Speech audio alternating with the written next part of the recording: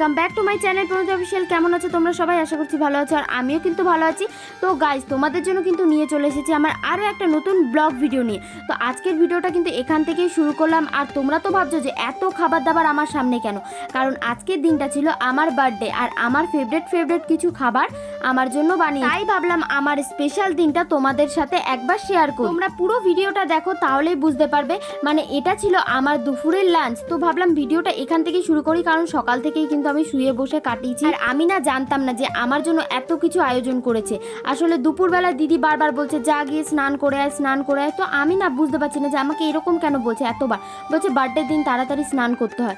তারপর আমি গেলাম স্নান করতে, আর এসে দিদি আমাকে বললো যে একটু ভালো জামা পরে নে। তো আমি কিন্তু এটাই হাতের সামনে পেলাম আর এটা পরে নিলাম। তারপরে দেখলাম যে আমার সামনে নিয়ে এসেছে এত সব খাবার দাবার। তো আমি তো সেটা দেখে পুরো অবাক হয়ে গেলাম যে এত কিছু তোরা কখন করলি, আমি বুঝতেই পারিনি।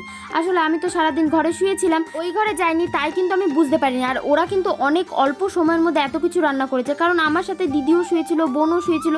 কোন ফাঁকে যে এত কিছু রান্না করেছে বুঝতেই পারিনি। তো এরপরে বললাম যে এরপরে কিন্তু আমি খাওয়া শুরু করে দিই। তো কোনটা থেকে শুরু করব সেটাই বুঝতে পারছিলাম না। তো বলছিলাম যে এখানে কোনটা থেকে শুরু করব, তোরাই বল, সেখান থেকে আমি খাওয়া শুরু করব। তো চলো খেয়ে কথা হতো। তো এখন কিন্তু আমার খাওয়া হয়ে গেছে, আর লাস্টে কিন্তু খেয়ে নিলাম ফ্রুটি। আর ফ্রুটিটা না একটু গরম হয়ে গেছে, কারণ অনেকক্ষণ বাইরে বের করেছে, আর অনেকটা টাইম ধরে আমরা কিন্তু ফটো ভিডিও করছিলাম। আর এখানে একটু খেয়ে নিচ্ছিলাম মিষ্টি। দিদি বলছিল যে সব কিছু কিন্তু খেয়ে উঠবি। তো যাই হোক, আমি কিন্তু সব কিছু খেতে পারিনি। দিদিকেও বললাম যে তুইও আমাকে একটু হেল্প কর, তুই একটু আমার কাছ থেকে কিছু খেয়ে নে। আর মিষ্টিটা কিন্তু একটাই খেলাম, কারণ মিষ্টি খেতে আমার ভালো লাগে না। আর এই চকলেটগুলো বলছিলাম যে এগুলো এখন আর খাবো না, এত কিছু খাওয়ার পরে একেবারে বিকেলবেলায় খাবো। আর তারপরে কিন্তু এখানে খেয়ে নিলাম জল। আর আমার যে মাটির গ্লাসে জলটা দিয়েছিল সেটা না গরম হয়ে গেছিলো। তো আমি বোনকে বললাম যে যা ফ্রিজ থেকে আমার জন্য একটা জলের বোতল নিয়ে। দুপুরবেলাটা কিন্তু এরকমভাবেই কাটালাম। আর এটা ছিল রাত্রেবেলায়, মানে আমার বার্থডে যে এরকমভাবে সেলিব্রেট করা হবে আমি কিন্তু জানতাম না। মানে আজকের দিনটা আমাকে কিন্তু সবাই সারপ্রাইজ করে দিয়েছে। আর এটা ছিল পূজাদের বাড়িতে। পূজা আমাকে আগে থেকেই ফোন করেছিল যে তুই আসবি, তোর বার্থডে দিন আমাদেরকে কিছু খাওয়াবি। তো আমি বললাম যে আচ্ছা ঠিক আছে খাওয়াবো। তো তাই জন্য কিন্তু আমি গেছি ওদের বাড়িতে, আর গিয়ে দেখলাম যে এত কিছু আয়োজন করেছে ওদের বাড়িতে। আমি তো প্রথমে একটু অবাকই হয়ে গেলাম যে এত কিছু কখন করলি রে। আসলে আগে থেকেই ওরা প্ল্যান করে রেখেছিল যে আমার বার্থডেটা এরকম ভাবে আমাকে সারপ্রাইজ দেবে। আর এখানে দেখো সোনু পাখি কত কথা বলে, এখন দেখো বলছে বাবা। তো আমি বললাম যে দেখ কত কথা শিখে গেছে, এখন আবার বাবা বলছে। তো আমি বলছি যে একবার আমার নামটা বলো। তো আমার নামটা তো অনেকটাই বড়, ও আর বলতে পারবে না, তাই আমি শেখাচ্ছিলাম যে আমাকে তাহলে তুমি মানি বলেই ডাকো। তো ও কিন্তু সবসময় বলছে বাবা বাবা করে যাচ্ছে, মানে এখন সবে কথা বলতে শুরু করেছে। কিছুদিনের মধ্যে হয়তো আমার নামটাও বলা শিখে যাবে। তো আমি বলছিলাম যে তাড়াতাড়ি তুমি আমার নামটা শিখে যাও। তো আমি বলছি একটু টাটা করো তো। আর দেখো টাটা করছে, আমি যত টাটা করছি ও কিন্তু আমার থেকেও টাটা করছে, আর একটু লজ্জা পেয়ে যাচ্ছে। আমি এখানে হাতে টাটা করছি আর ও মুখে টাটা বলছে, আবার দেখো হাত দিয়েও কিন্তু টাটা বলছে। এখানে দেখো পূজার কোলে চাপাতে সোনু পাখি নাচ, দেখো কত নাচছে।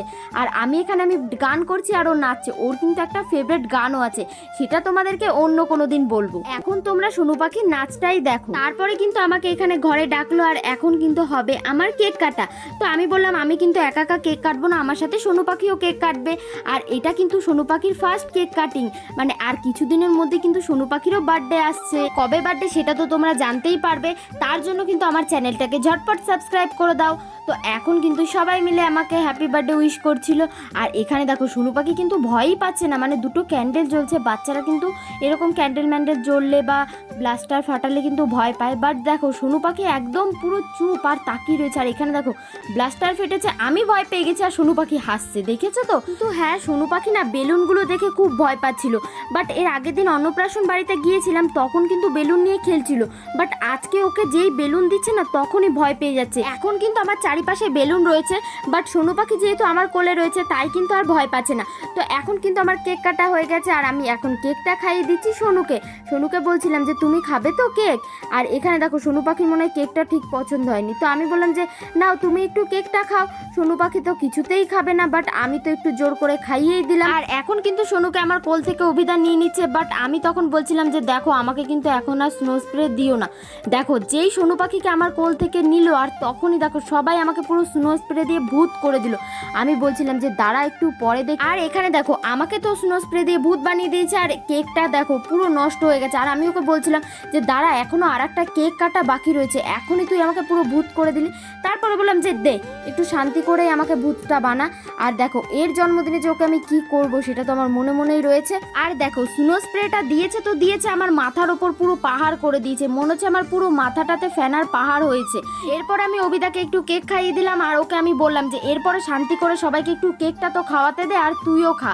তো এরপরে ওকেও আমি কেক খাইয়ে দিলাম। পূজাকে কিন্তু আর কেক দিলাম না, পূজাকে দিলাম কেকের ওপরে ছিল একটা ডার্ক চকলেট, আর পূজা ডার্ক চকলেট খেতে খুব ভালোবাসে, তাই ওকে চকলেটটা দিলাম। আমি বললাম এই চকলেটটা তোর জন্য, তো ও আমাকে একটু চকলেট খাইয়ে মুখে কিন্তু ক্রিম লাগিয়ে দিল। ওকে আমি বললাম যে কেকের ক্রিম লাগানোটা কি খুব দরকার ছিল।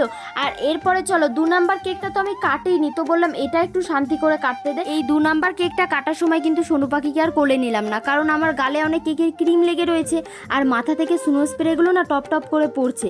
আর এদিকে না অভিদা অনেকটা কেকের ক্রিম নিয়েছে, আমি ভাবলাম এটা নিয়ে আবার কি করবে। তারপরে দেখলাম যে আমার গায়ে ছুঁড়ে মারছিল, তারপর বললো যে না তুমি তো বোন হও, তোমাকে আর ছুড়বো না।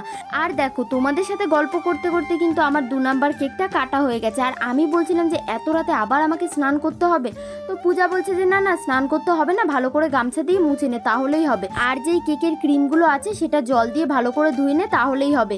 তো এখানে দেখো আমি সবাইকে কেক খাইয়ে দিচ্ছিলাম। আর আজকের আমার এই স্পেশাল দিনটাতে এত সুন্দরভাবে যে এরা সারপ্রাইজ দিয়েছে সেটা না আমি কোনোদিনও ভুলতে পারবো না। আর এদেরকে যতই আমি থ্যাংক ইউ বলবো বা যাই বলবো সেটাই কিন্তু কম হয়ে যাবে, বাট তাও থ্যাংক ইউ সো মাচ আজকের এই স্পেশাল দিনটা আমার সামনে এরকম ভাবে প্রেজেন্ট করার জন্য। আর এখানে কিন্তু এখন আমার সবাইকেই প্রায় কেক খাওয়ানো হয়ে গেছে, আর আমাকেও দেখো কেক খাইয়ে দিল। আর এখন কিন্তু আমি যাচ্ছি ফ্রেশ হওয়ার জন্য। আর এখানে দেখো আমার মাথায় গালে সব জায়গাতেই কেকের ক্রিম স্নো স্প্রে মানে পুরো ভর্তি হয়েছিল, যেটা আমার খুব বাজে লাগছিল। আর এখানে যখন আমি যাচ্ছি তখন দেখছি অর্ধেকের বেশি বেলুন কিন্তু রান্নাঘরে ঢুকে গেছে, এত হাওয়া ছিল তাই। আর তারপরেই কিন্তু আমি ফ্রেশ হয়ে খেতে বসে পড়েছি। আর এখানে কি কি রান্না করেছে সেটা একবার তোমরা দেখো। এখানে কিন্তু প্রথমে ছিল বাসন্তী পোলাও, আর এখানে না পূজা আমাকে বেছে বেছে কাজু দিচ্ছিল, কারণ আমি কাজু খেতে খুব ভালোবাসি। তারপরে যেটা ছিল সেটা ছিল চিকেন, আর তার সাথে ছিল পায়েস, যেটা আমার ভিডিও করা হয়নি। তারপরে কিন্তু খাবার দাবার খেয়ে এখন পূজারা যাচ্ছে আমাকে ছাড়তে, কারণ অনেকটা রাত হয়ে গেছে, বাড়িতে গেলে আবার বাবা বকবে, তাই পূজাদেরকে বললাম যে আমাকে কিন্তু ছেড়ে দিয়ে আসতে হবে। আর তাই কিন্তু পূজা আর অভিদা আমাকে ছাড়তে যাচ্ছে, আর সাথে কিন্তু সোনু পাখিও রয়েছে। তো চলো আজকের ভিডিওটা এই পর্যন্তই। ভিডিওটা ভালো লাগলে like comment share and subscribe করে দিও। চলো বাই, দেখা হচ্ছে নেক্সট ব্লগে।